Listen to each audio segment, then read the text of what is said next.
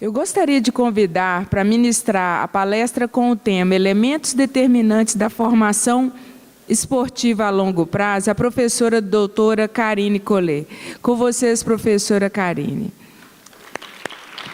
Professora Karine é doutora em Teoria e Prática Pedagógica em Educação Física pela Universidade Federal de Santa Catarina, mestre em Teoria e Prática Pedagógica da Educação Física e graduada pela Universidade de Santa Catarina em Educação Física. É membro efetiva do Núcleo de Pesquisa em Pedagogia do Esporte da Universidade Federal de Santa Catarina. Professora, muito obrigada pela presença e uma boa palestra. Bom dia, muito bom dia a todos. Em primeiro lugar, eu gostaria de iniciar agradecendo a oportunidade de estar aqui, agradecendo ao Minas Tênis Clube enquanto entidade e todas as pessoas que estão envolvidas na realização desse evento, que é muito importante para o desenvolvimento da área esportiva, da área do ensino e do desenvolvimento do esporte.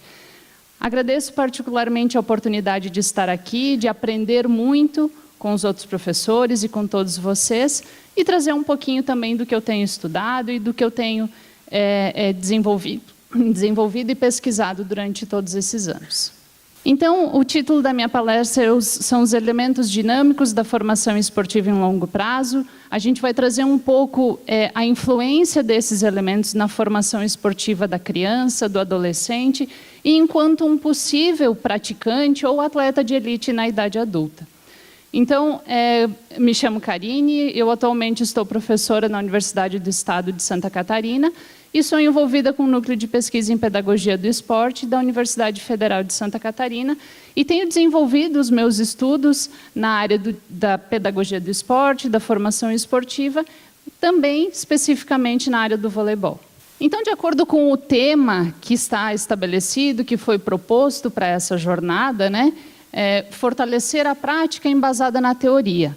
A partir disso, eu pensei na minha fala, trazendo uma abordagem um pouco mais teórica, uma base teórica, a partir do que os estudos internacionais, o que a literatura internacional e nacional tem trazido sobre o tema, algumas evidências a partir de estudos empíricos, o que as pesquisas estão trazendo sobre esse tema, o que está sendo observado na prática sobre isso, e algumas sugestões de aplicações práticas. Como o professor Fernando falou também, são sugestões e que devem ser adaptáveis ao contexto de cada um de vocês.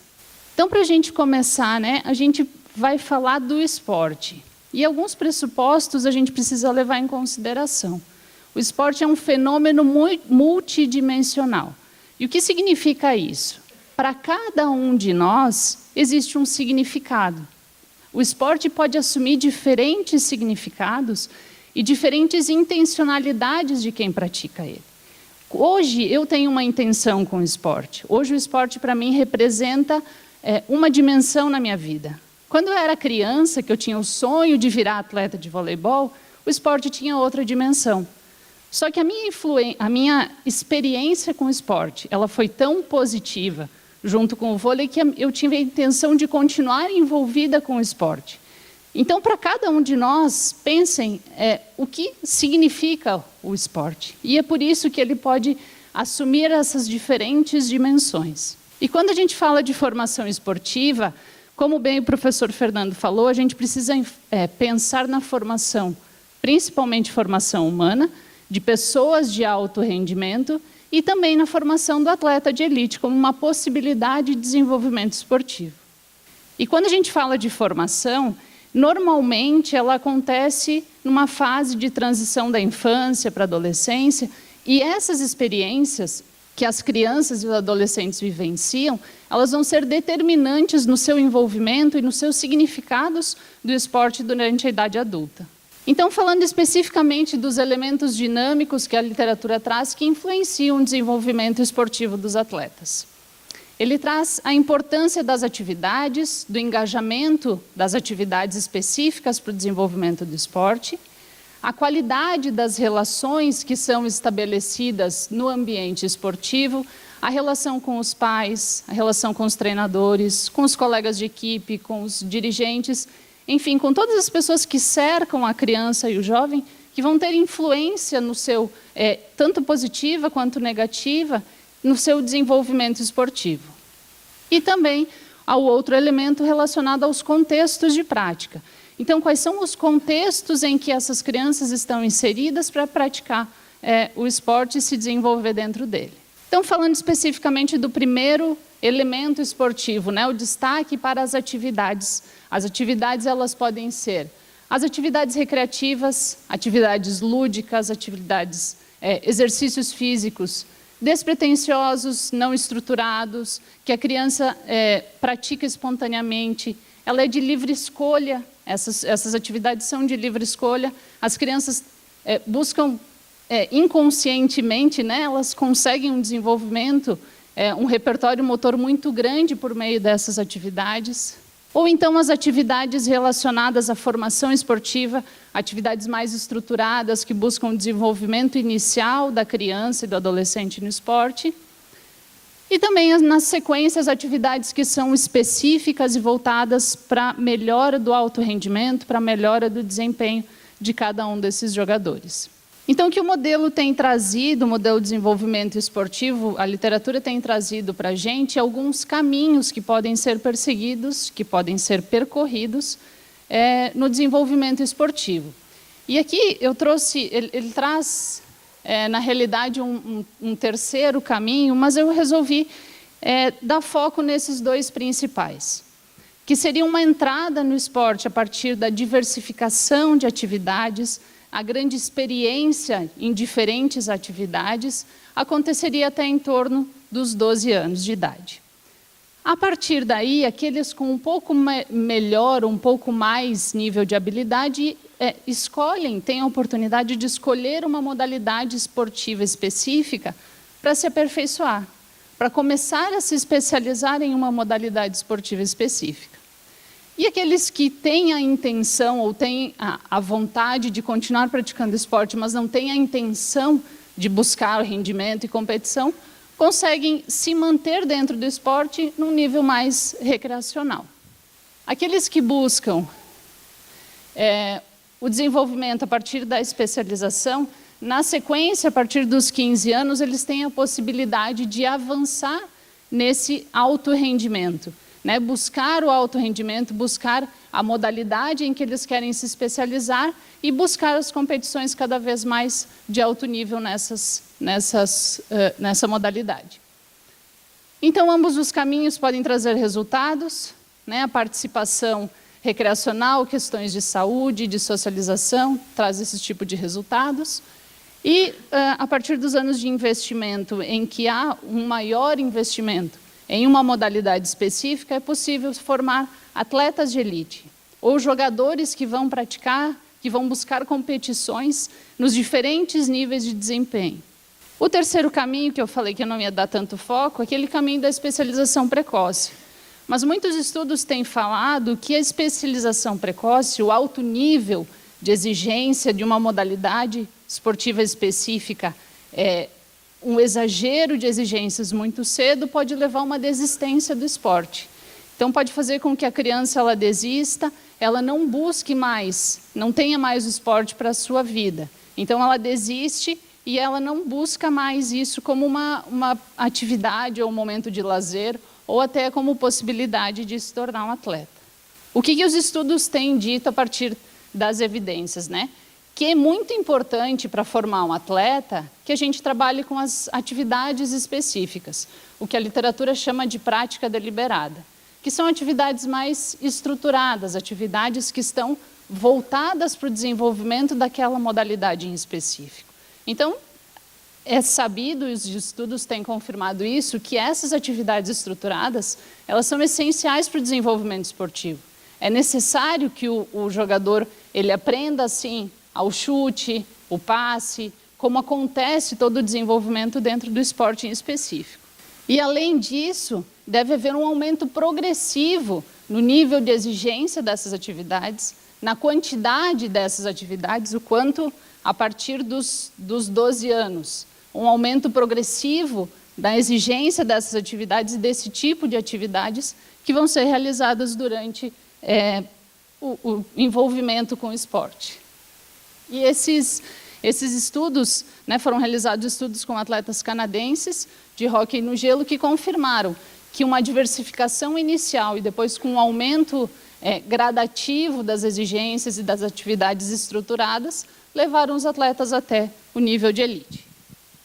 Além disso, as atividades que não são aquelas estruturadas, atividades que não são as atividades de treino, são atividades de lazer, são atividades espontâneas, elas também podem levar ao alto rendimento, porque elas desenvolvem questões motivacionais, questões de níveis de coordenação motora, pode melhorar a percepção das crianças com relação ao todo, com relação ao esporte em si, melhora a criatividade, melhora a motivação, porque elas podem participar com crianças, com pessoas de diferentes níveis de habilidade, diferentes faixas etárias, diferentes intencionalidades até do esporte.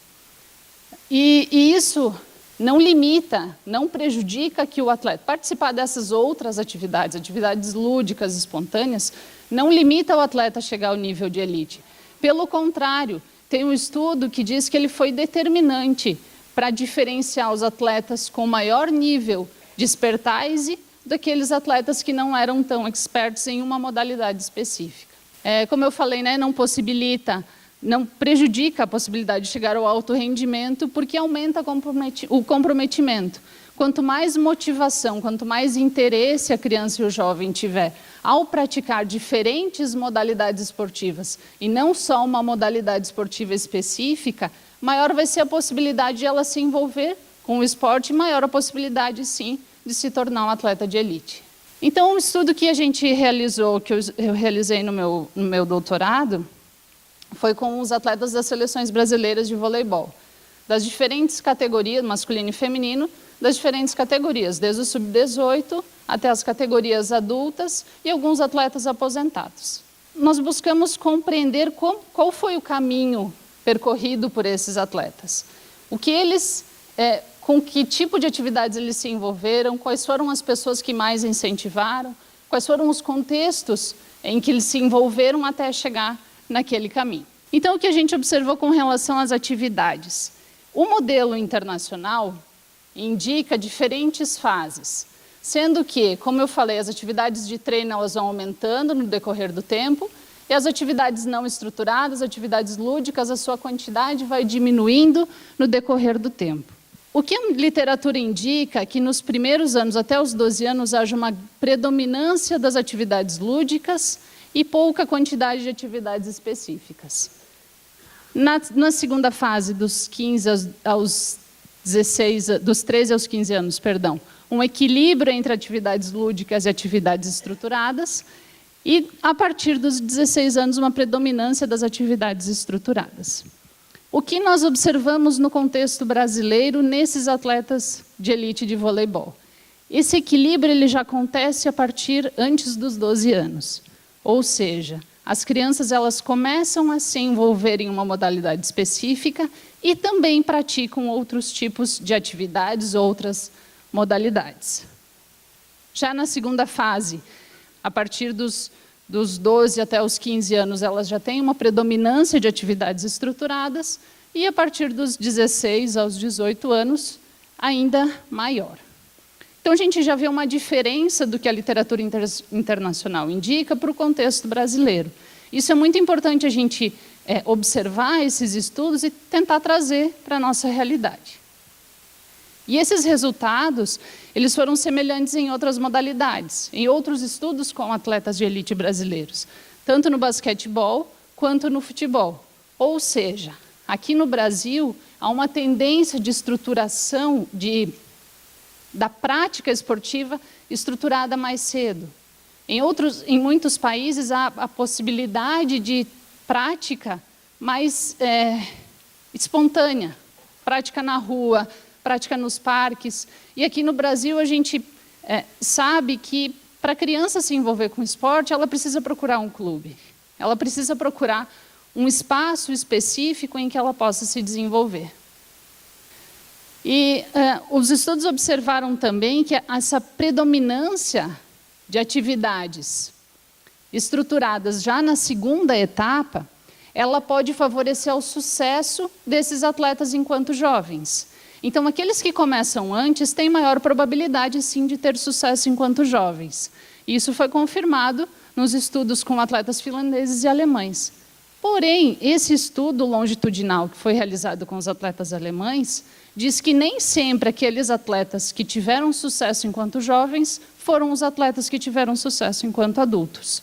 Então, aqueles que se tornaram atletas adultos de elite não necessariamente foram os que obtiveram sucesso enquanto jovens. Então, o quanto isso traz a uma reflexão do quanto a gente quer que haja uma formação esportiva em longo prazo ou que a gente consiga resultados imediatos ou sucesso mais imediato.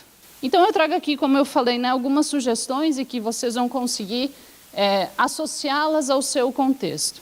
Então, trabalhar com atividades diversificadas, né, atividades lúdicas e coordenativas, dentro da sessão de treino. Se eu tenho um treino, se eu sou treinadora de voleibol, eu posso trabalhar no meu aquecimento, por exemplo, com atividades de basquete.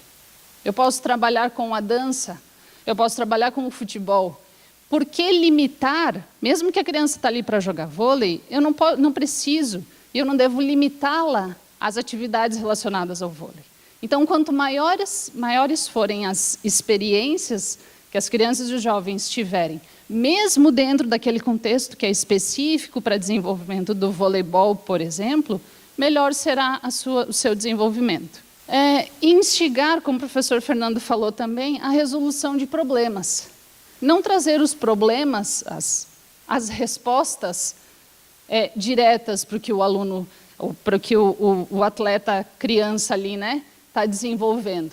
Então, a cada situação, questionar qual seria a melhor resposta a ser dada, a melhor resposta técnica a ser dada ou tática, né, que a gente consegue também desenvolver a parte cognitiva das crianças e dos jovens, mesmo dentro desse contexto mais estruturado. E, nesse sentido, os estudos também têm começado a debruçar o seu olhar sobre isso, sobre essa diversificação, mesmo dentro de um contexto específico, mesmo dentro de uma modalidade específica, trabalhar com diferentes atividades. Daqui a 2 semanas, a gente vai ter lá em Florianópolis um projeto de extensão visando o desenvolvimento de atletas de basquete. Então, serão, se eu não me engano, 15 a 20 atletas que vão passar uma semana em clínicas praticando. E uma das atividades que vão ser oferecidas lá vai ser um curso de dança. E eu perguntei para um dos professores, por que um curso de dança visando a formação de atletas de basquete? Ele me falou que a movimentação que se executa nos passos de dança podem muito bem ser transferidas para a movimentação que é exigida no basquete. Então, essa transferência ela é muito possível e ela é muito viável e muito importante para que a criança, inclusive, se ela foi matriculada numa escolinha de voleibol, mas ela gosta de basquete, ela possa experimentar também outras modalidades e ela vai escolher em qual ela quer seguir a sua carreira. Então, esse livro, ele traz um capítulo de 2015 que traz essa diversificação dentro de um contexto específico de uma modalidade, e esse estudo mais recente de 2018 traz também essa possibilidade de diversificação dentro de um contexto e de uma modalidade específica. Dando sequência, então, né, a outro elemento da formação esportiva, a qualidade das relações que são estabelecidas dentro do ambiente esportivo. Então, a gente pensa, quando fala na qualidade das relações, a gente pensa em todas as pessoas que podem influenciar aquela criança, aquele adolescente, aquele jovem atleta. Os pais, os próprios colegas de equipe, os treinadores e os amigos, os pares, que são as pessoas que estão envolvidas no dia a dia dessas crianças. Todos esses agentes sociais são fundamentais no desenvolvimento esportivo. Então, o que as evidências têm trazido? Influência dos familiares. O professor Fernando falou um pouco, né, da influência dos pais, da importância dos pais nesse contexto, podendo ter uma influência negativa, mas que a gente espera e o que a gente gostaria que seja uma influência, um incentivo para o desenvolvimento esportivo, para que ela seja positiva. Então, os estudos têm dito que os pais são os maiores influenciadores no primeiro estágio da formação esportiva. Até os 12 anos, os pais seriam os principais, os pais e familiares, né, os irmãos, os avós, os principais influenciadores durante a formação esportiva. E que na sequência da formação, essa influência ela vai se transformando. Ela vai se transformando daquela pessoa que incentivou para uma pessoa que dá apoio, que dá suporte, que financia, que possibilita, que leva até os treinos, ou que dá incentivo, ou que está lá torcendo na arquibancada, sem exageros. E, na sequência, além disso, né, o envolvimento da família ela pode ser determinante na escolha de uma modalidade específica pela criança. Se meu pai for jogador de basquete, eu vou querer também me envolver com basquete. Se meu irmão mais velho joga futebol, joga futsal, há uma tendência muito grande de as crianças buscarem aquela pessoa que é como sua referência, que é o seu grande exemplo. Então, buscar seguir os seus passos e se envolver com as modalidades muito em virtude daquilo que a família já se envolveu também. Outro agente social importante são os treinadores. A literatura traz que os treinadores passam a ser os principais influenciadores a partir do segundo estágio, a partir dos 13 anos. Isso que a gente vê na realidade internacional, porque os treinadores, as crianças começam a se envolver com atividades estruturadas a partir dos 12, 13 anos. E como a gente já viu que no Brasil as crianças se envolvem antes disso, os treinadores passam a ser grandes influenciadores e grandes referências já desde o primeiro estágio da formação esportiva. Então, como aqui no Brasil, para que a criança se envolva com uma modalidade estruturada, há necessidade que o treinador seja formado, tenha uma formação. Então, há uma regulamentação dessa profissão aqui no Brasil que é diferente de outros países. Em muitos países, os próprios pais se tornam os treinadores das crianças e dos adolescentes. E os treinadores também, dentro desse papel de formação esportiva, ele assume diferentes papéis. Ou seja, além de ele ser aquela pessoa que tem a responsabilidade do desenvolvimento esportivo específico, como ele muitas vezes passa mais tempo com a criança durante um dia do que muitas vezes o pai que chega em casa tarde, que está cansado, que vai tomar banho e vai dormir, ele passa a ser a referência. E ele pode assumir o papel de pai, ele pode assumir o papel de amigo, ele pode ser a pessoa em quem a criança, o atleta vai confiar. Então, algumas coisas o treinador vai virar confidente, o treinador muitas vezes vai saber de muitas coisas que os pais não sabem. Então, a gente ter esse reconhecimento de que esse papel também é importante, nosso, de desempenharmos na formação esportiva, vai fazer com que a qualidade do trabalho desenvolvido, tanto específico, quanto na busca do desenvolvimento social e cognitivo dos jovens atletas, seja importante. Além disso, a literatura traz a influência de destaque dos pares, né, dos colegas de treino e dos amigos. Os pares, os amigos têm uma influência motivacional muito positiva. Então, muitas vezes, o adolescente vai para o treino porque o amigo vai também. E permanece no treino porque o amigo permanece também. E o ciclo de amigos passa a ser o ambiente do treino, o ambiente estruturado. Isso alguns estudos também trouxeram, que essa ausência, né, entre os amigos que não estão envolvidos com esporte específico, pode prejudicar um pouco a amizade fora do ambiente do treino, fora do ambiente do jogo. Porque, final de semana, a criança é convidada para brincar, para passear, mas ela tem treino ou ela tem jogo, então o ciclo de amigos passa a ser aqueles que estão dentro do treino. O envolvimento deles, a influência deles é muito grande. Então, sugestões, né? Incentivar o envolvimento de todas as pessoas. Então, eventos, né, como sugestão, eventos abertos à comunidade. Abrir o clube para a comunidade. Convidar a comunidade ao redor, a comunidade, família, os amigos, para também participarem dessa vida esportiva, desse desenvolvimento esportivo. Criar festivais, criar eventos, como o professor Fernando falou antes, né, aquele pai que está na arquibancada xingando, exigindo muito, vamos trazer esse pai para jogar também? Vamos trazer esse pai, vamos fazer um jogo, os pais e os filhos contra os pais e os filhos do outro lado, trazer os pais para vivenciarem esse momento de formação esportiva. Porque muitas vezes os pais não tiveram essa oportunidade de pensar na formação esportiva como uma formação humana. O que eles consomem é aquele esporte da mídia. E o esporte da mídia só é importante o que vence. Só é importante o primeiro lugar. O segundo, o terceiro, não é importante. O desenvolvimento social, cognitivo para a mídia não traz retorno. Então, ele não é importante.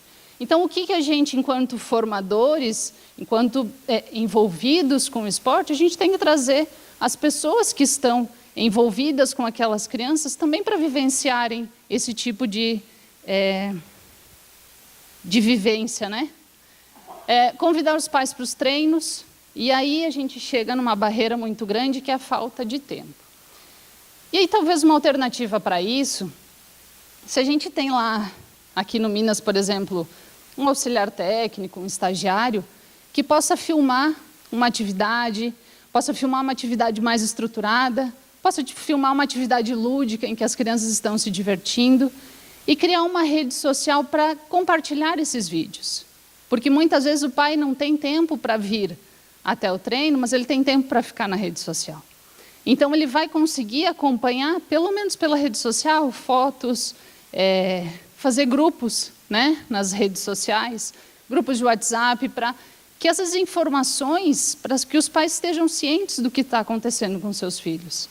Que o objetivo é definido muitas vezes, ele pode ser definido em conjunto, lá no início da temporada de treino, que os pais estejam cientes que o objetivo não é só o sucesso em termos de rendimento esportivo, que o objetivo é sucesso em termos de formação humana. Momentos com os dirigentes, muitas vezes os dirigentes estão mais afastados, mas que eles estejam ali no dia a dia dos treinos para compreender as aspirações dos treinadores, dos próprios atletas, dos pais, para que seja em conjunto, né, esse desenvolvimento seja realizado em conjunto.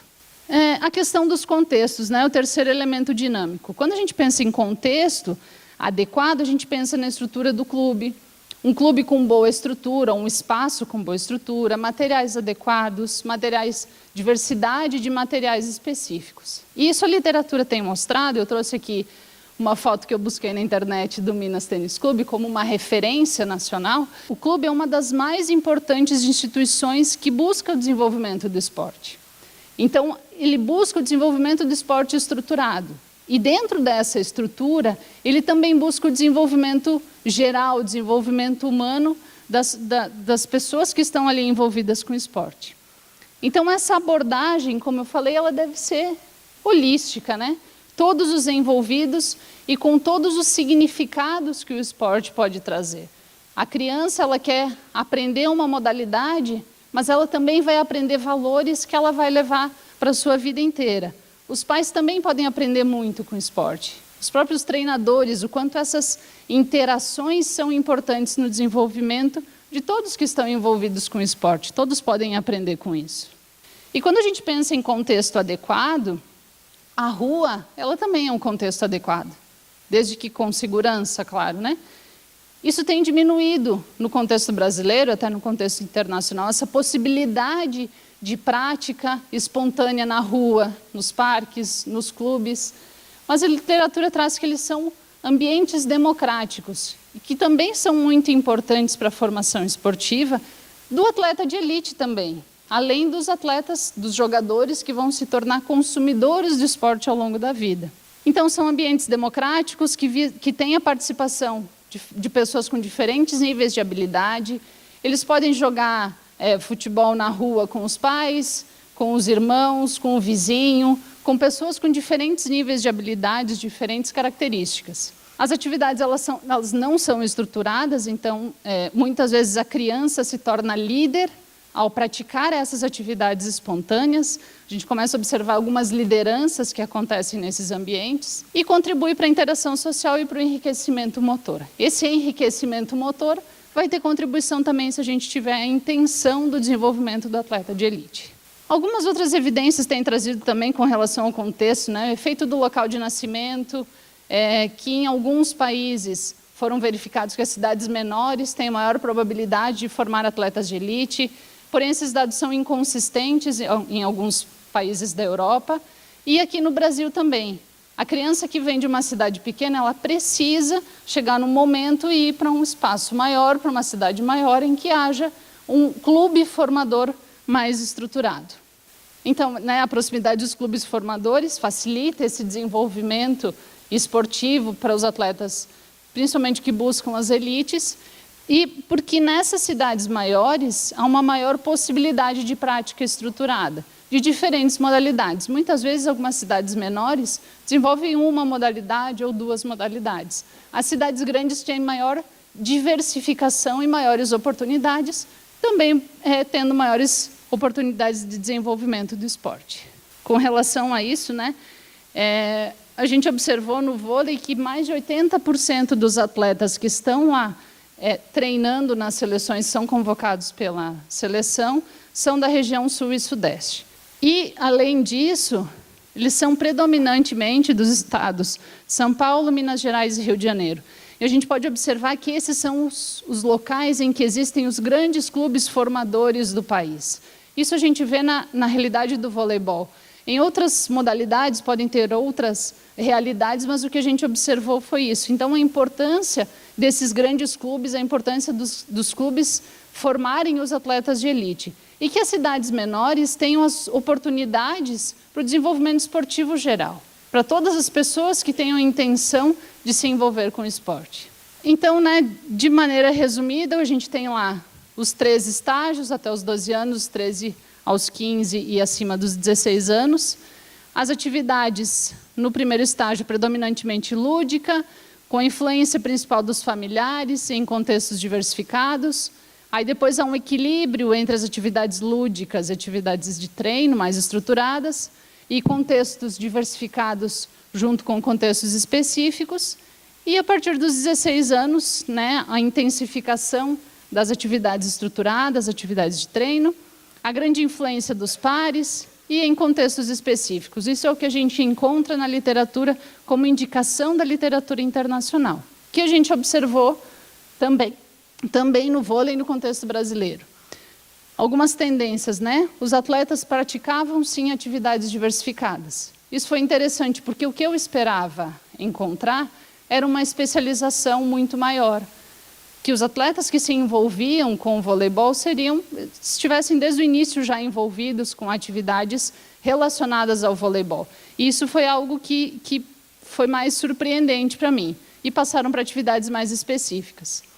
Eles tinham no início o incentivo dos pais e dos treinadores, e passaram para o incentivo dos treinadores, e praticavam principalmente em ambientes estruturados. Isso, de acordo com a característica da modalidade, é muito mais fácil desenvolver um ambiente estruturado do que um ambiente mais espontâneo. Então, sugestões, né? Explorar os diferentes contextos. Mesmo dentro do clube, eu posso sair do ginásio e explorar outros espaços para o desenvolvimento de diferentes atividades. Atividades lúdicas, atividades mais espontâneas, voltadas para a questão do desenvolvimento da coordenação, da diversão também, que isso pode ajudar no desenvolvimento esportivo. Diversificar os materiais, no treino de vôlei, utilizar a bola de handebol, a bola de futebol, incentivar a prática extraclube.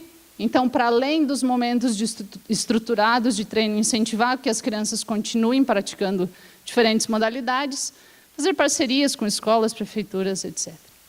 Então, voltando àquele modelo internacional que a gente verificou, que eu falei antes, a gente tem aqui, né, os anos de recreação, as atividades mais voltadas à participação, que aqui no Minas Tênis Clube seria o GEDU, correto?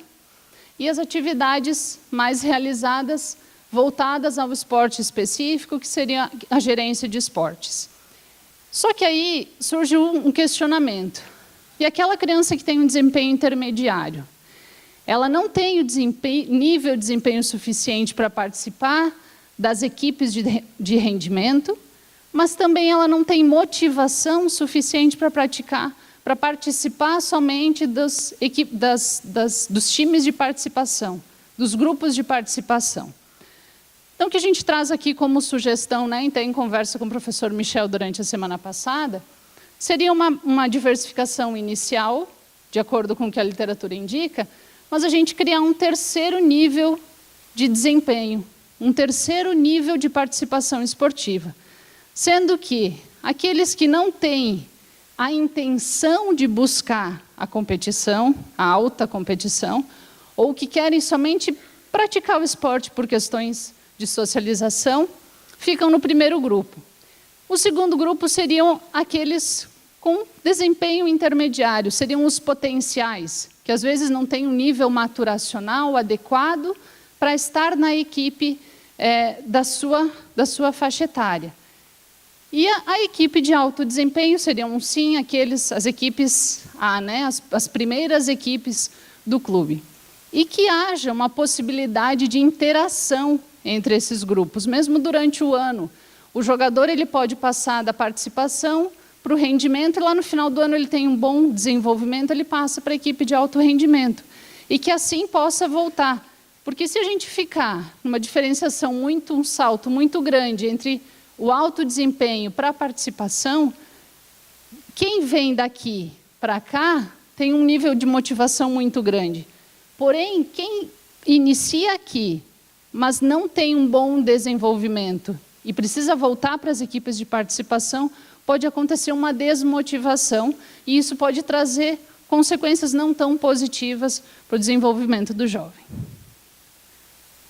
E o que a gente vai ter como possíveis resultados disso, né? A formação de atletas de elite, que é uma possibilidade, e principalmente praticantes de esportes que vão buscar o esporte por questões de lazer, de saúde, de socialização, de envolvimento com o esporte ao longo da vida, e consumidores do esporte, incentivadores do esporte.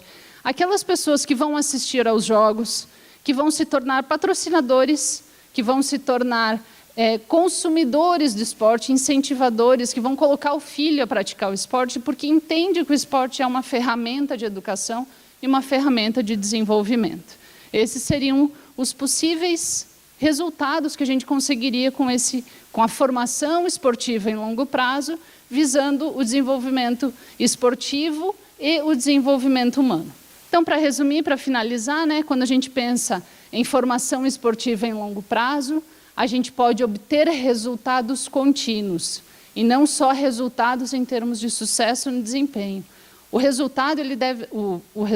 sucesso ele deve ser diário, e não necessariamente só voltado ao esporte, mas voltado à socialização, à reflexão sobre o que aconteceu no treino, as relações que foram estabelecidas durante o treino. E, principalmente, buscando o envolvimento do esporte, com o esporte durante toda a vida. Ultrapassei um pouquinho o tempo. Agradeço muito a oportunidade, agradeço muito a atenção de vocês.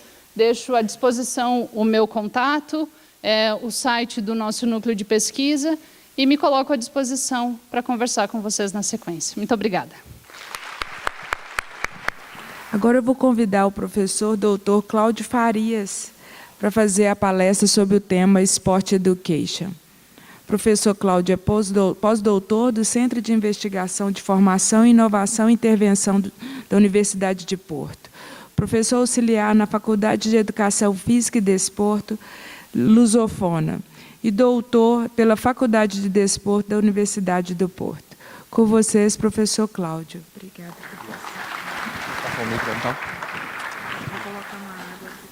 Ok, então bom dia a todos. Em primeiro lugar, apresentar-me.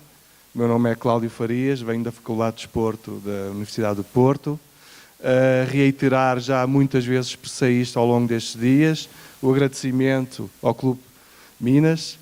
É uma grande honra para mim estar aqui e tentar dar o meu modesto contributo àquilo que já é muito grandioso, que é o projeto que vocês têm aqui. Okay? E também, já agora, aproveito para reiterar também que devem sentir muito orgulho naquilo que é esta ideia, que é todo este património que vocês têm aqui no Clube de Ténis, na Minas Ténis Clube, que é também uma referência, por exemplo, no nosso país, na nossa faculdade, nós temos conhecimento daquilo que é o projeto que se trabalha aqui. E hoje eu venho falar sobre o atleta no centro, o aluno no centro do processo de aprendizagem, e não só exclusivamente sobre o Sport Education, ou seja, o modelo de educação desportiva. Esse modelo será focado em pormenor no workshop da tarde, primeiro com uma pequena sessão teórica e depois com uma sessão prática. Portanto, gostaria de convidá-los também para comparecerem.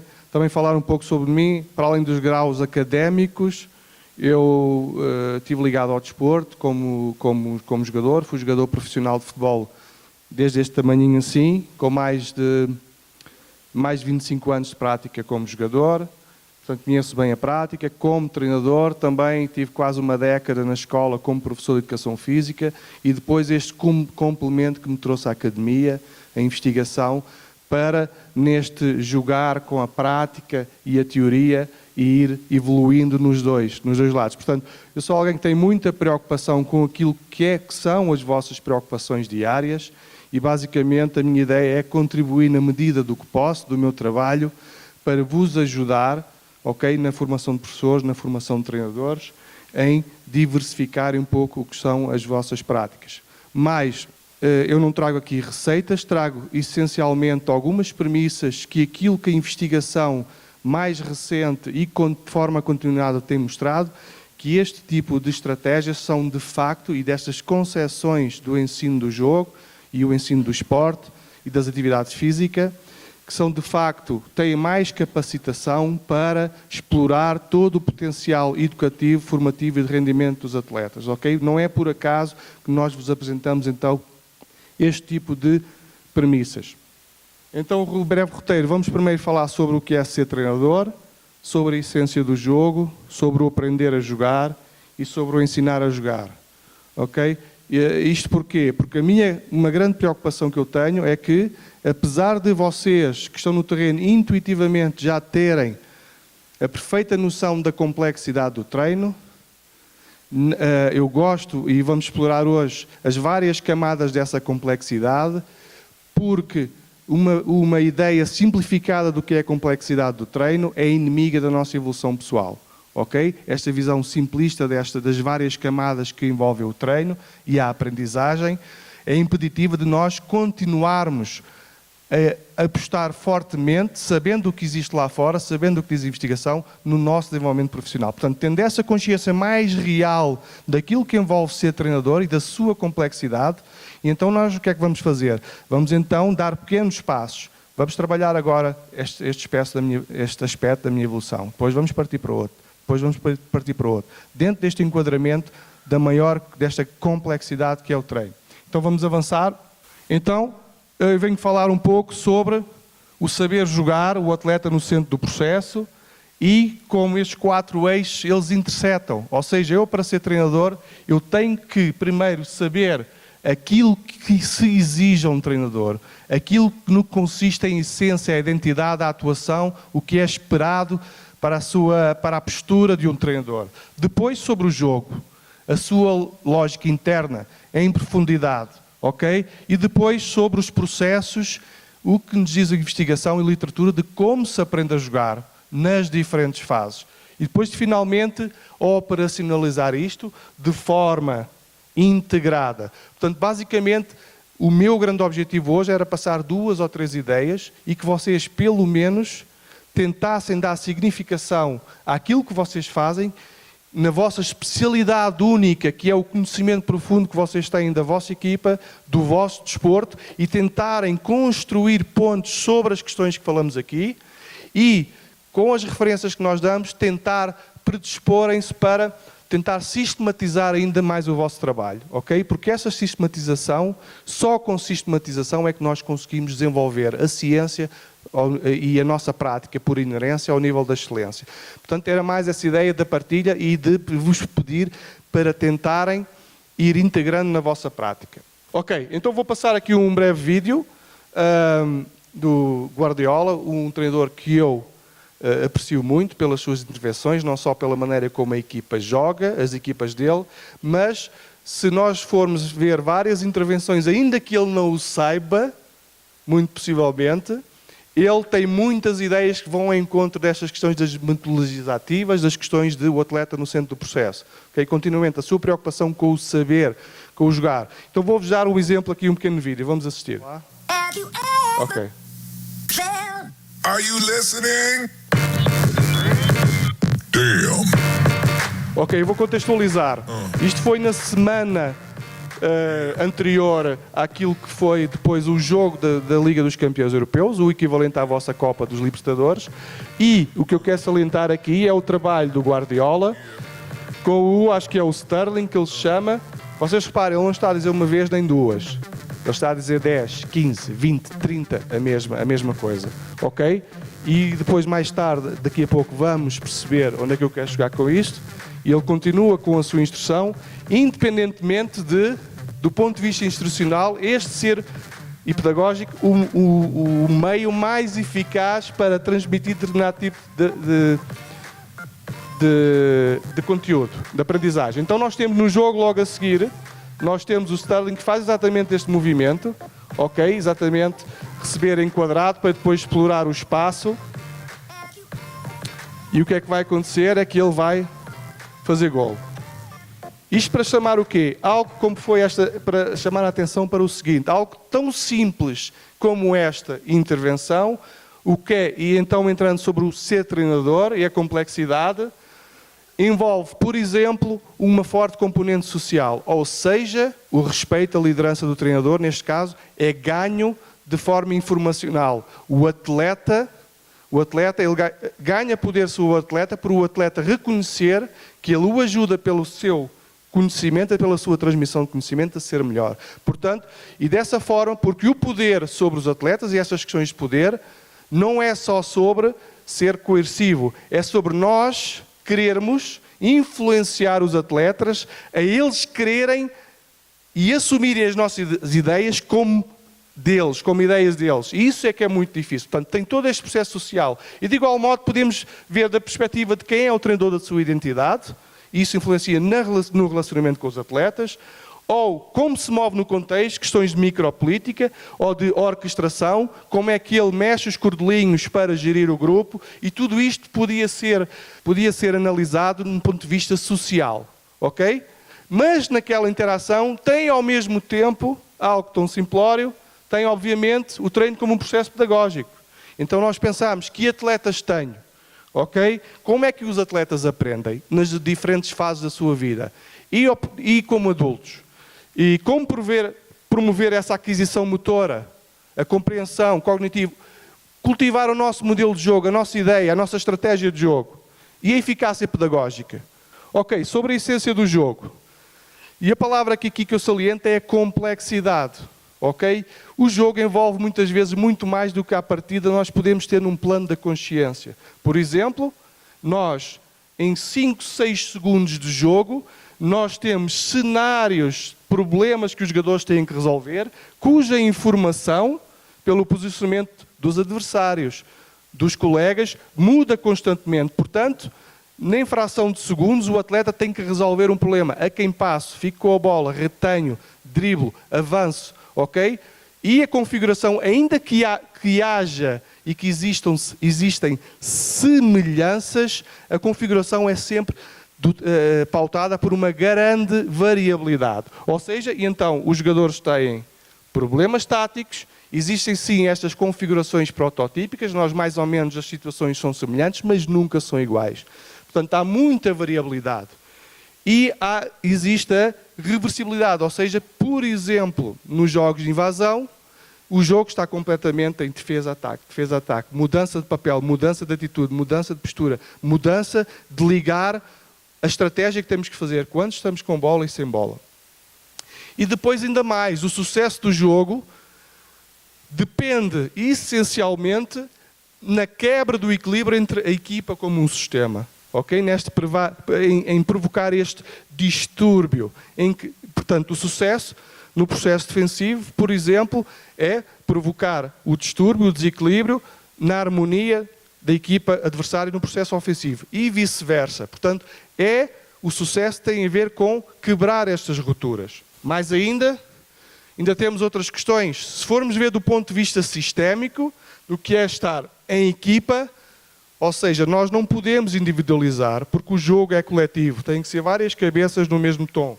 Então as questões da sincronia, do pensamento estratégico, ou seja, os vários jogadores todos a terem um comportamento que vai em linha a uma mesma significação, construída, por exemplo, a um modelo de jogo, ou à estratégia delineada para aquele jogo, informado pela posição, na tabela das equipas, pela importância do jogo, etc, etc, pelo momento físico, tudo isso conta. Então é feito de tomadas de decisões e, mais importante, esta performance é coemergente, ou seja, e codependente, ou seja,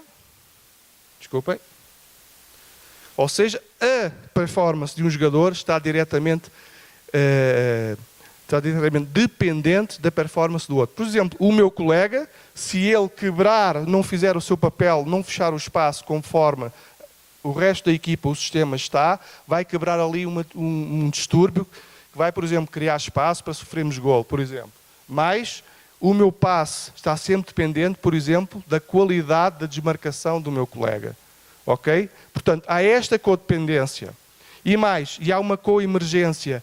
À medida que eu estou a jogar contra um adversário, é esta constante necessidade de suplantar, de autossuplantar. Por exemplo, se eu sou ultrapassado num lance, ok? A seguir eu vou ter que melhorar a minha performance imediata anterior para conseguir dar resposta a isso. Por sua vez, o avançado vai ter que criar outro tipo de movimento. Ou seja, no próprio jogo, há sempre esta autossuperação que é codependente. Portanto, nós temos que perceber o futebol como este sistema de interações.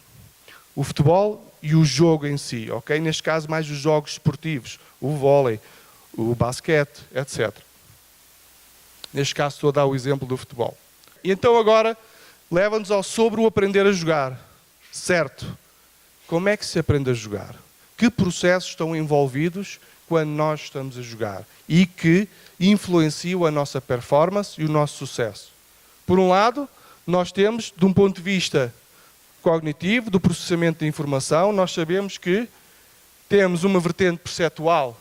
Nós temos o chamado ler o jogo. Assim que eu recebo uma bola, eu tenho que estar a ler o jogo. A posição do defesa, do adversário, do meu colega.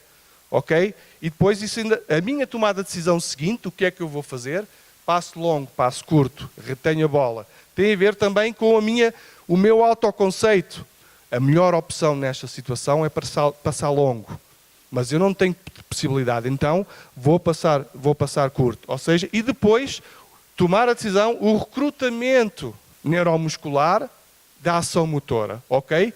Com o correto timing, a força e a intenção, ok? Se for um passo demasiado forte, demasiado para alguém que está perto de mim, vai resultar, se calhar, em insucesso. Portanto, este processo cognitivo está presente, mas, de um ponto de vista ecológico, é também a nossa ação. E, por exemplo, nós vimos isto quando nós modificamos e colocamos constrangimentos no jogo. Campo mais pequeno, quadra mais pequena, quadra maior, quadra mais estreita, quadra mais larga, com gol, sem gol, com 2 gols, com igualdade numérica, com assimetria numérica. Tudo isto provoca e cria um contexto que vai ter influência na forma como os atletas vão reagir. Ok? E então tem a ver com esta tríade de o contexto, a grama está alta, está frio, está a umidade, é influenciado também pela tarefa, ok? A tarefa, estes constrangimentos que eu acabei de falar, o tamanho da quadra, etc. E depois pelo próprio indivíduo, ok? As suas skills, a sua competência, a sua individualidade. Por exemplo, até do ponto de vista psicológico, está confiante. Os seus dados antropométricos, a sua força, resistência, questões fisiológicas, tudo isso também influencia sobre o saber jogar. E por outro lado, também a aprendizagem é situada. Aprender no Minas é diferente, e ser jogador no Minas e ser treinador no Minas é diferente do que noutro local. Por exemplo, tem também esta interação físico-perceptual, mas também a questão social interativa. No jogo também interfere o quê? A qualidade do relacionamento do atleta. Muitas vezes eu não passo a bola àquele atleta e passo a bola ao outro atleta porque ele está mais no meu seio de relações. Quando, por exemplo, aquele atleta estava em melhor posição, seria a melhor tomada de decisão. Ou, por exemplo, aquela codependência. A minha atuação está dependente da atuação do meu colega. Portanto, tem que ser analisado de forma integrada. E depois, do ponto de vista cultural, ok? Por exemplo, a questão do clube, a sua perspectiva de formação, se dá espaço ou não para o atleta errar. Se o erro é matéria de ensino ou se é um fator para punir, ok? E isto consegue-se abordar através das metodologias centradas no processo, no atleta, que eu vou falar a seguir. Portanto, perceber as componentes que estão, todas essas 3 lentes que eu vos dei e que eu referi, para perceber o que é que acontece na aprendizagem do jogo, tudo isto influencia. Portanto, um passe e uma recepção nunca é simplesmente um passe e uma recepção. Portanto, um enfoque só na skill, no cotovelo, no pé de apoio, seja o que for, nunca consegue atingir toda esta complexidade. Portanto, isto tem implicações para quê? Para a maneira como eu projeto o desenvolvimento do conteúdo do meu treino.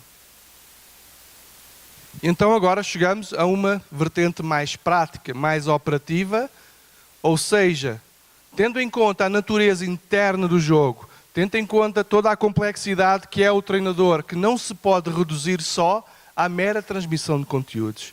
Há que gerir todos aqueles aspectos, e há pouco dei-vos um exemplo, com aquele vídeo, de algo tão simples, ter tantas camadas lá envolvidas de um processo social, pedagógico, fisiológico, psicológico. Todas essas vertentes estão implícitas no treino. Portanto, toda a minha ação vai ter um efeito no atleta, ok? E como dizia há pouco o professor Fernando, ou seja, muitas vezes nós não sabemos o que é que vai ficar no atleta, o que é que vai marcar. Portanto, o que é que temos que ter? Uma sensibilidade e uma orientação muito forte e um planeamento muito forte do nosso trabalho para atender a todas estas circunstâncias, ok?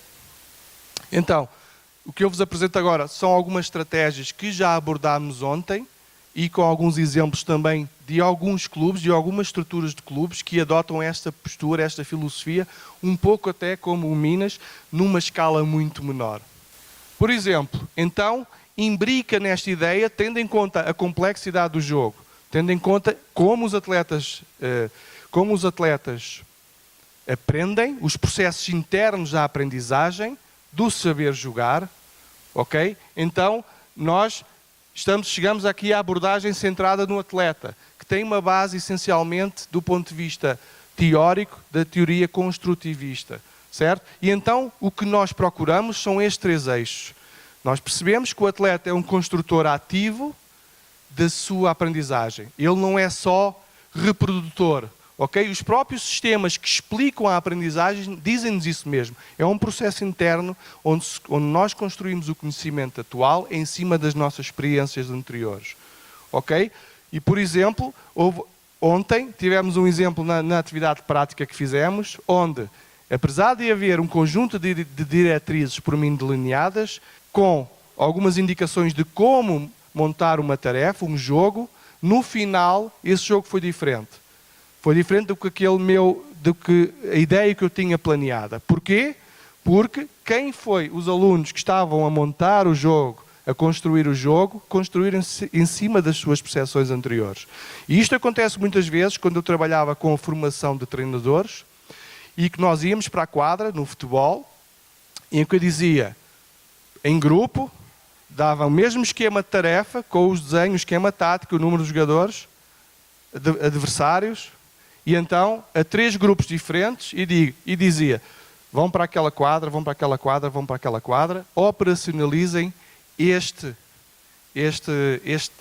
tarefa. E o que acontecia é que ainda que à partida parecesse muito linear a interpretação, ok, que eles teriam, pelo esquema que foi fornecido, todos eles montavam tarefas ligeiramente diferentes e com objetivos diferentes. Ok? Isto para dizer o quê? Nem sempre, apesar de nós estarmos convencidos e assumirmos que o atleta vai estar a interpretar a forma que eu penso que ele está a interpretar, isso pode não acontecer. Ok? Então qual é a premissa máxima aqui? É que nós vamos dar espaço a não fechar o que é saber jogar. Vamos também abrir para tomar em consideração aquilo que é a vivência do atleta e aquilo que é a sua construção e o seu processo de construção. E então nós criamos atletas ativos, onde valorizamos então na nossa prática o quê? A tomada de decisão, o pensamento crítico e, sobretudo, a capacidade de resolver problemas. Eu não estou a dizer aqui o enfoque no conteúdo técnico-tático. Estou a dizer nestes processos mais abrangentes e que são transversais e até transferíveis para a vida. Ok? Das life skills. Do ponto de vista social, se eu sei que a aprendizagem é social e é fortemente influenciada, eu tenho que criar estruturas no treino que promovam essa interação positiva e que façam a mediação dessa intervenção. E por último, os atletas criativos. Ok? Então eu não posso só dar a solução. Eu tenho que criar um contexto onde eles tenham espaço para descobrir as soluções. Ou seja, se eu tiver um determinado modelo de jogo ou um conteúdo estabelecido a priori, o que é que acontece? É que eu estou a dizer que o conhecimento, provares que tens conhecimento, é fazer exatamente, reproduzir este conteúdo que eu te estou a mostrar. Ok?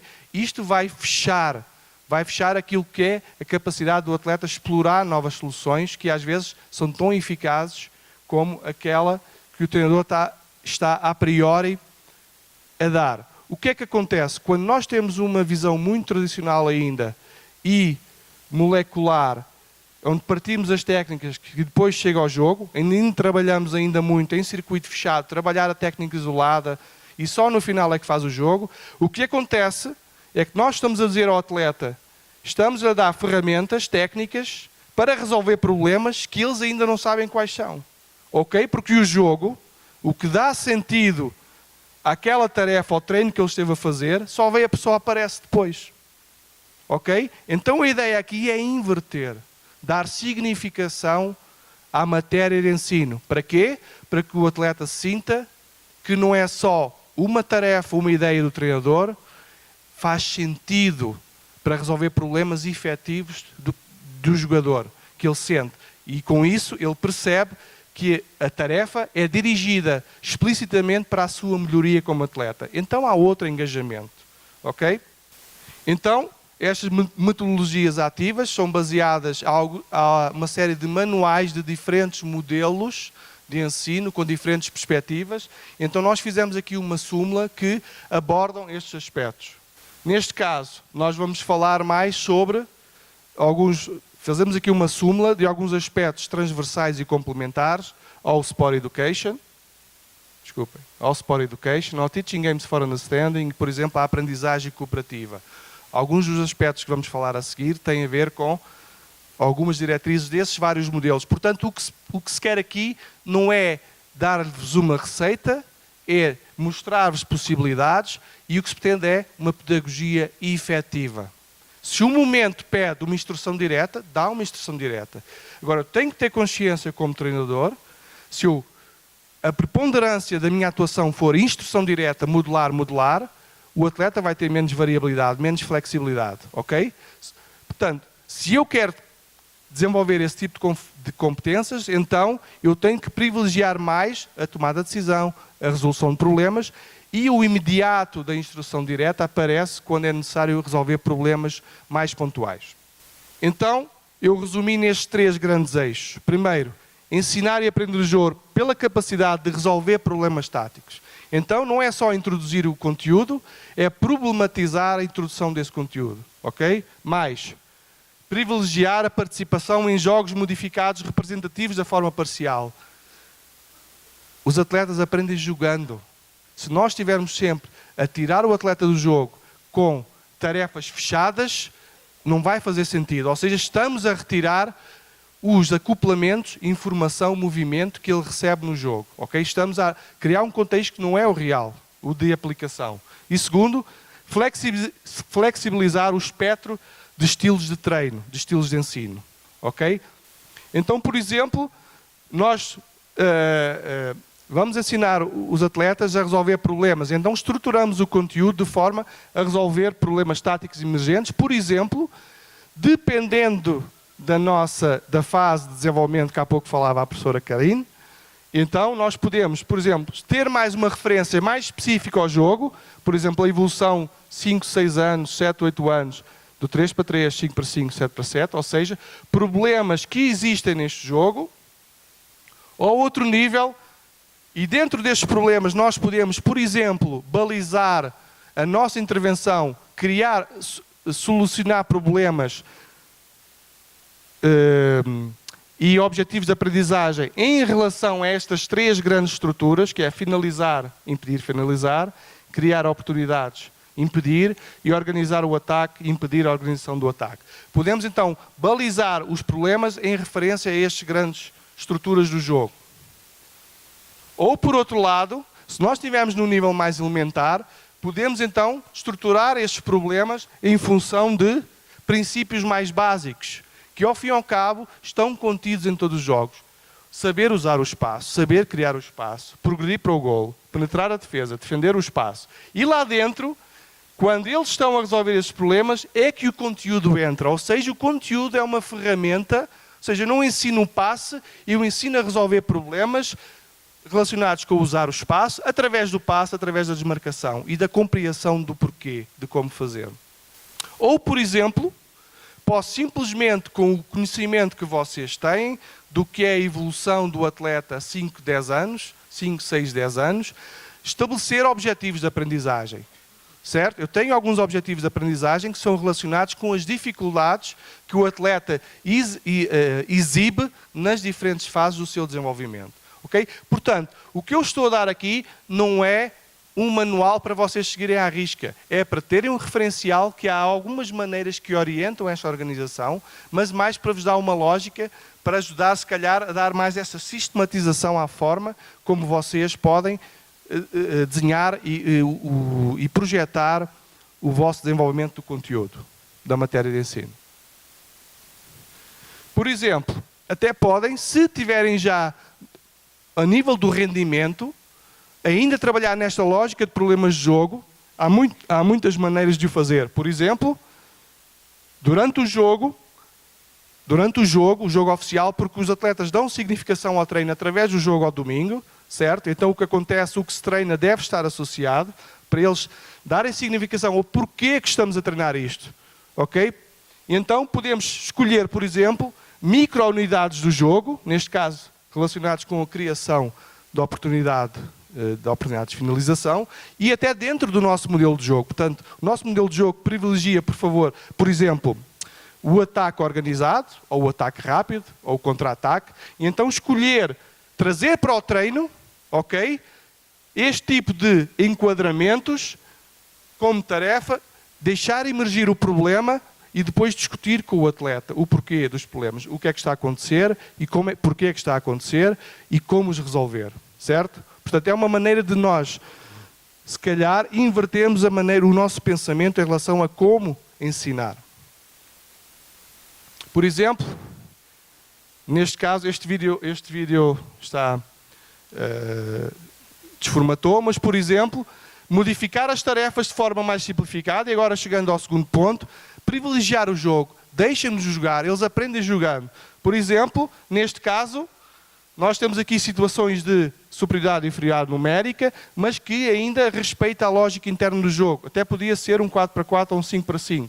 Okay? Mantendo aquela estrutura e dando condições, modificando a tarefa, neste caso o número de atletas, okay? Para promover o sucesso. Ou ter, neste caso, vou passar atrás. Okay? Ou neste caso, numa fase de desenvolvimento, por exemplo, com 12 anos, 11, 12 anos, promover, ter o jogo de uma forma semelhante ao jogo formal, numa versão 3x3, com o campo todo, onde eles têm mais espaço para decidir, mais espaço para atuar e preparar a execução. Portanto, manter o máximo possível o acoplamento, informação, movimento, àquilo que é a referência do jogo, da forma de jogo principal. Ok? E agora, a última parte, portanto, flexibilizar o espectro dos estilos de ensino. E seria interessante, nós não vamos aqui focar todos em profundidade, sim, seria interessante termos mais tempo para abordar diferentes estilos de ensino. Eu faço este exercício na formação contínua com os meus treinadores. O que acontece é que muitas vezes eles começam a identificar que trabalham continuamente num determinado estilo de ensino. E o que é que acontece com o estilo de ensino? É que a forma como nós estruturamos a nossa tarefa, como vamos apresentar o conteúdo, com a possibilidade que damos ou não ao atleta de poder decidir, de poder resolver problemas, isto tem forte influência, por exemplo, no clima motivacional que é gerado. Ou seja, todos nós sabemos que a questão do engajamento é fundamental. Pois eu vou-vos dar uma novidade que não é novidade.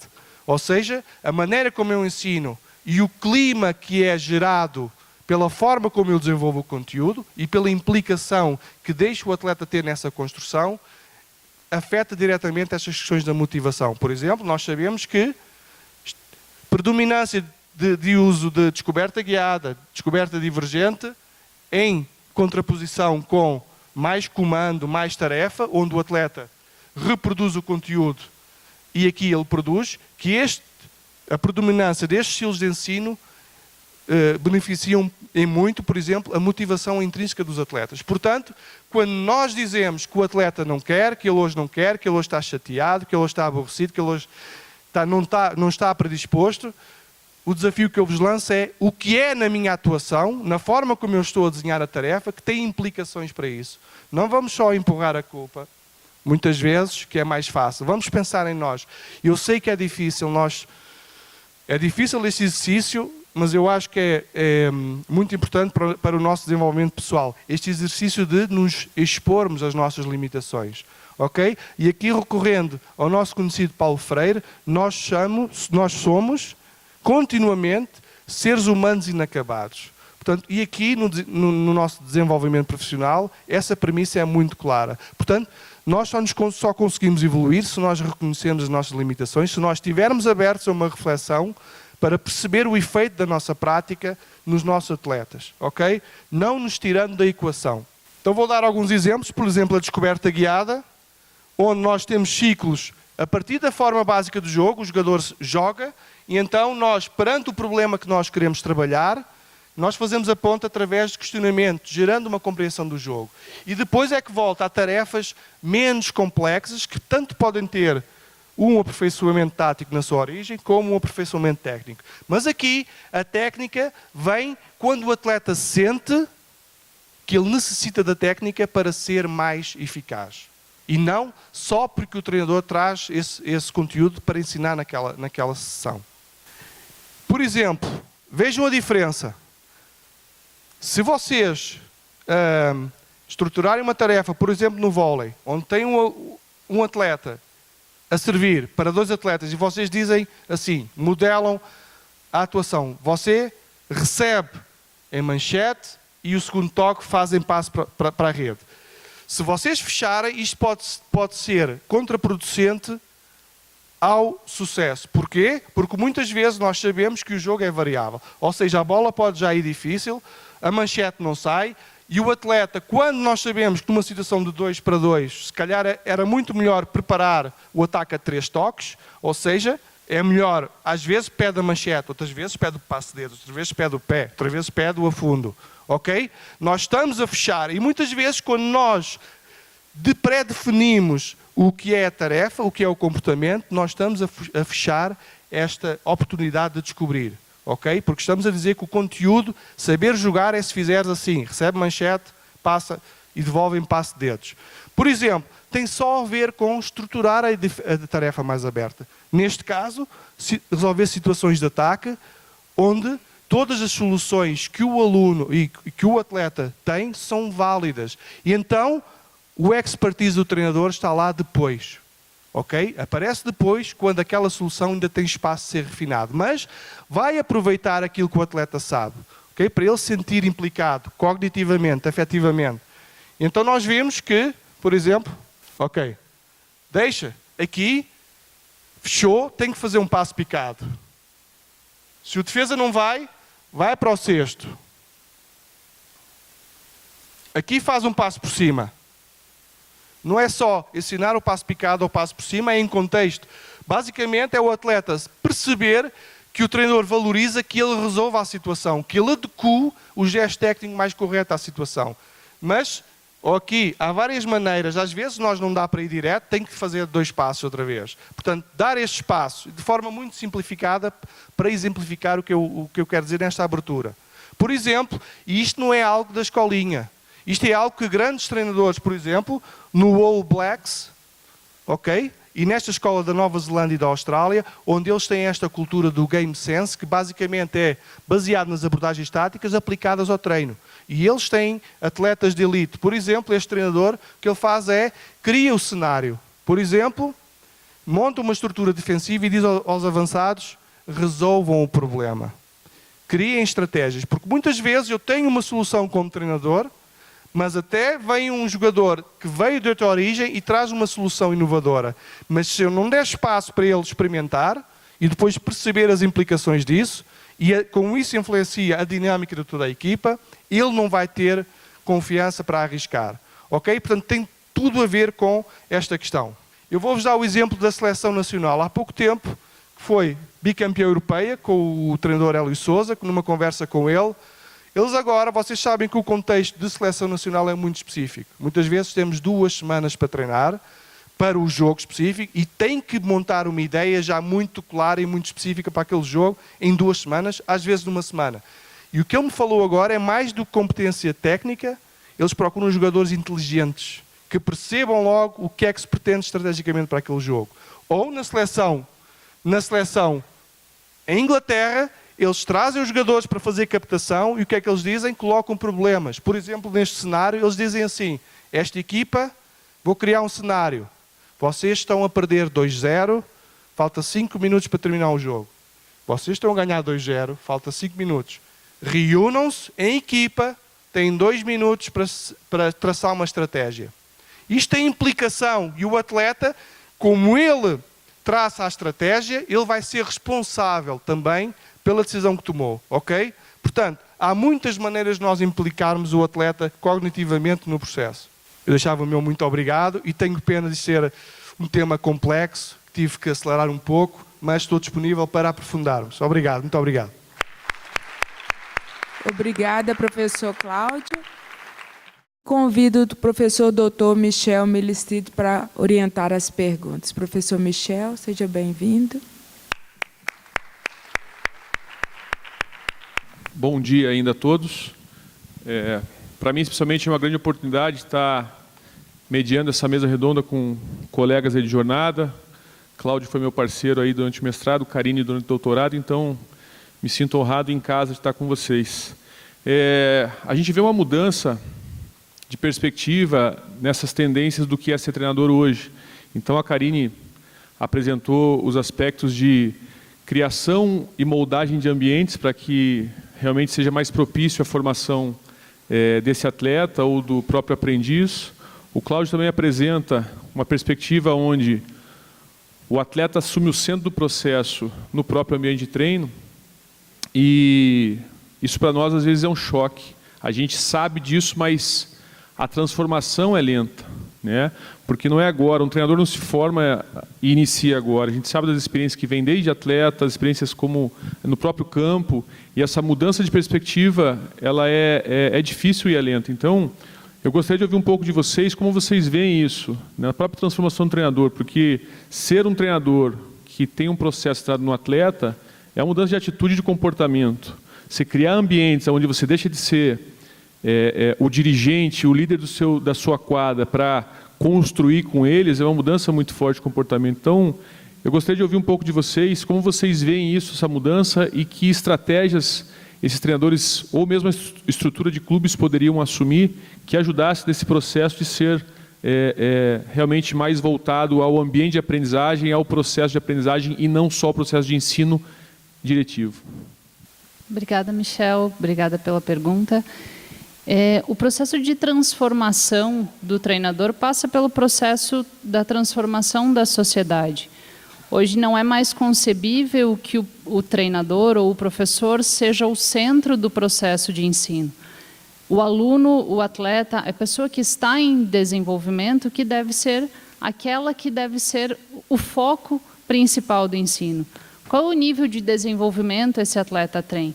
Quais as dificuldades, quais os anseios, os desafios, as qualidades que esse atleta ou aluno tem, e de que maneira o treinador vai se moldar ou vai muitas vezes se transformar para conseguir atender a esses anseios, que junto com os anseios do treinador, principalmente tem um anseio da criança que está ali envolvida, do adolescente que está ali envolvido nesse processo de desenvolvimento. A necessidade de uma modulação ou de uma reestruturação de algo que vem de muito tempo já consolidado, que a gente pensa no treinador como o centro do processo.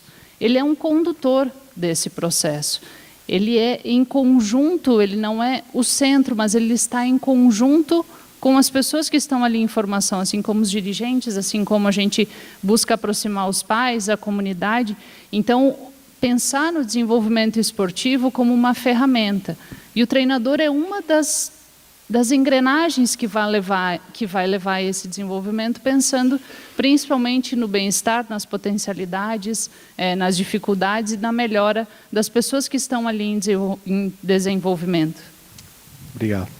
Vou complementar um pouquinho.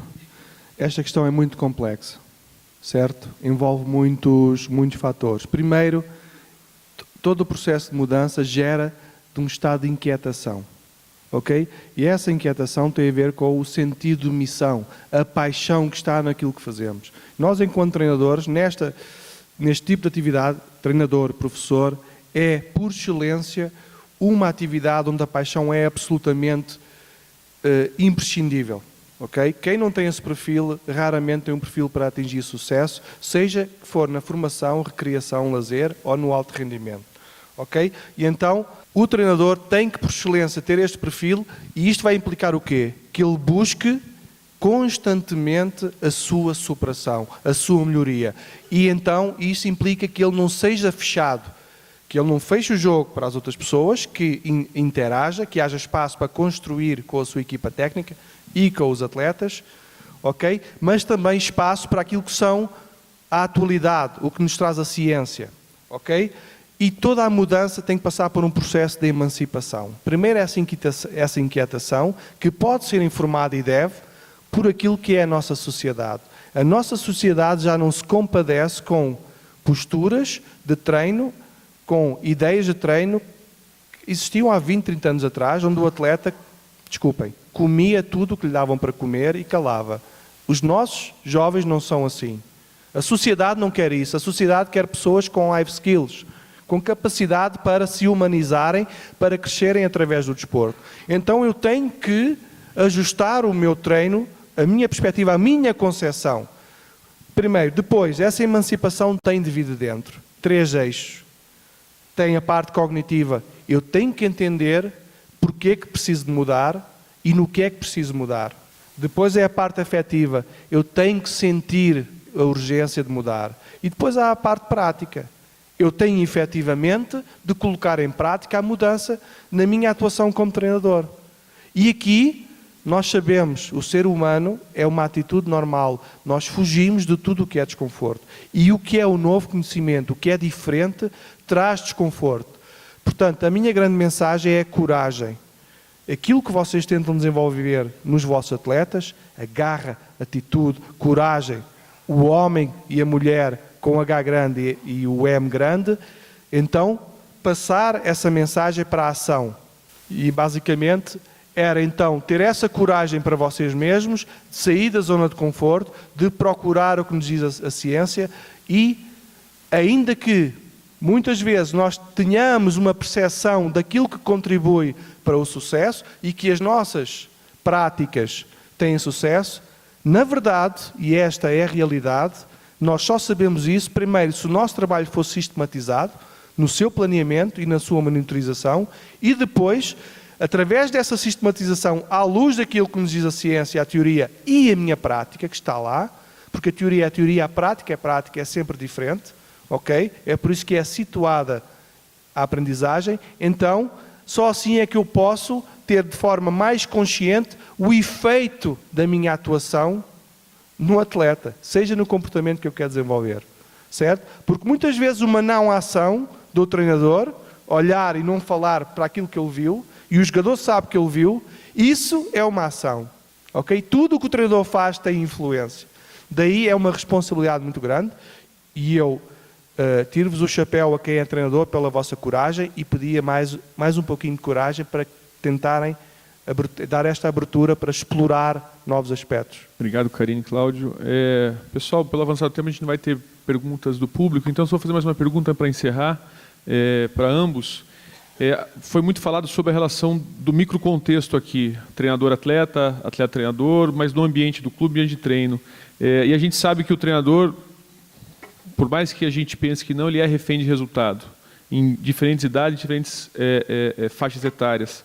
Como vocês veem o papel da competição, como ele influencia nesse processo de ser um treinador centrado no atleta ou de criar realmente ambientes de aprendizagem, porque muitas vezes esse resultado demora, ele não é imediato quando a gente cria esse tipo de ambientes. Como vocês veem esse processo competitivo no Brasil e em Portugal para que a gente consiga realmente alcançar esse tipo de nível de processo formativo que é centrado no atleta?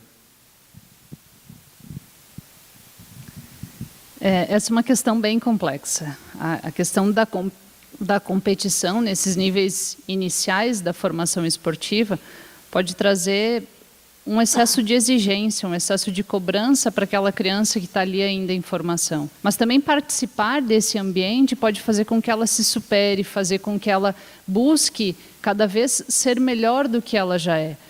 Uma das alternativas pode ser a questão de a gente avaliar o desempenho do atleta a partir da sua própria evolução, ao invés de a gente buscar sempre uma comparação com os outros atletas da mesma idade. Realização de diferentes festivais, a questão de mudanças em regras de placar de jogo, de resultado final de jogo, para que a gente possa possibilitar, principalmente a quem está iniciando, a ter o sucesso, a conseguir ganhar um jogo, mesmo que a gente mude algumas regras específicas. E falando de competição oficial, aí é uma questão de mudança de paradigmas ou questão de mudança de federação, de mudar os moldes da competição. Muitas vezes não colocar aquelas crianças para competirem e está o treinador ali esperando um resultado e os pais estão esperando um resultado, então aquilo traz uma pressão muito grande. A gente repensar realmente é um assunto que precisa de muita reflexão, que precisa a gente buscar muito mais conhecimento e desenvolver essa questão para que o treinador consiga ter o seu sucesso, os atletas consigam ter sucesso, mas que esse sucesso não seja só relacionado à questão do desempenho esportivo e à questão da prática esportiva em si, né? Eu vejo o problema ao contrário, ou seja, o resultado está dependente do contexto, ok? E o contexto é tudo. E o contexto, quando eu falo, o contexto aqui é muito mais abrangente. O contexto não é só a estrutura aqui que tem, ok? É as relações entre as pessoas. E o contexto é gerado essencialmente pela forma como o treinador gera o seu processo e cria o clima de ensino e aprendizagem no seu processo, ok? E então, por exemplo, o engajamento e as questões das interações sociais, okay? O contexto, através, por exemplo, dei um exemplo muito claro há pouco, da diversificação dos estilos que nós usamos no nosso treino e o espaço que dá. Por exemplo, falavas há pouco, esta questão focado na norma, na comparação, focado no ego ou focado no desenvolvimento pessoal. E isso, nós sabemos que diferentes estilos de treino, de ser treinador, de ensino, têm implicação em criar diferentes contextos. Por exemplo, contextos naquilo que diz a forma como avaliamos, como é encarado o sucesso, aquilo que pedimos como, estabelecemos como o critério de sucesso na tarefa, como avaliamos esse processo, como formamos as interações entre eles, ok? Heterogéneas, melhor com melhor, pior com pior, ou seja, esta questão do resultado é ampliada pelo contexto que nós colocamos, ainda que tenhamos mais responsabilidade, aquilo que é a minha convicção plena, e, por exemplo, o meu mestrado foi nessa área, com os treinadores que tinham um determinado perfil pedagógico e outros que tinham outro determinado perfil pedagógico, e depois perceber a influência no sucesso. Portanto, eu vejo isso ao contrário. Criar esse contexto mesmo na alta competição, nem que seja da perspectiva do coaching, daquelas questões de o treinador não ter só uma visão estruturalista de qual é o seu papel, eu mando, o jogador faz, mas que ele perceba que tem que construir essa ação, e essa ação constrói-se na sua prática pedagógica e também na sua prática de relacionamento. Bom, agradeço muito as respostas. A gente realmente percebe que não há um único caminho, há vários caminhos, e é por isso que esses fóruns, esses eventos são fundamentais, e esse tema do fórum desse ano, da jornada desse ano, Aprendendo em Ação, é isso, a gente realmente entender quais são os problemas práticos, a gente achar respostas conjuntas, porque é só dessa forma que a gente vai conseguir evoluir e ampliar a dimensão do nosso esporte. Então, muito obrigado, peço uma salva de palmas aos nossos palestrantes.